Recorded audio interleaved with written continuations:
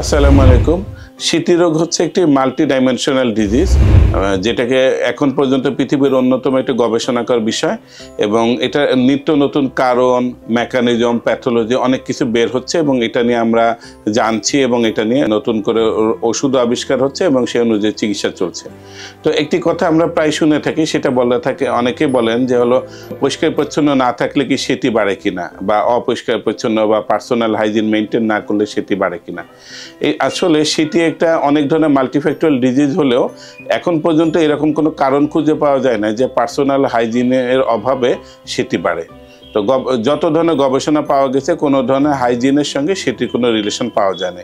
সেটি হচ্ছে একটা ইমিউনোলজিক্যাল ডিজিজ, একটা জেনেটিক ডিজিজ, একটা নিউরোহিউমারাল ডিজিজ, এবং অনেকগুলো মেকানিজম আছে যেটার কারণে আমাদের মেইনলি দেখা যায় মেইন পার্টটা রোল করে ইমিউনিটি, বা এরকম আমাদের রোগ প্রতিরোধ ক্ষমতা বা ইমিউন সিস্টেম, যেটার দ্বারা অনেকভাবে বোঝা যায়। কিন্তু কেউ যদি অপরিষ্কার পরিচ্ছন্ন থাকে, রেগুলার গোসল না করে, অনেকে বলেন যে রেগুলার সাবান ব্যবহার না করলে, বা একই কাপড় অনেক দিন পরলে, বা এরকম দেখা যায় যে ঘাম জমে থাকলে, এইসব কারণে যে সেটি হয়, এটা সম্পূর্ণ অমূলক ধারণা।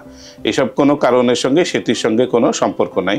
তবে পার্সোনাল হাইজিন মেনটেন করা একটা মানুষের রেগুলার একটা বেসিস বা দায়িত্ব।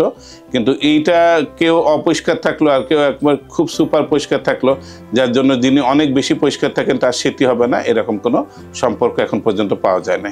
ধন্যবাদ পাশে থাকার জন্য, এবং ভবিষ্যতে এরকম অনেক ভিডিও নিয়ে আমি থাকবো ইনশাল্লাহ।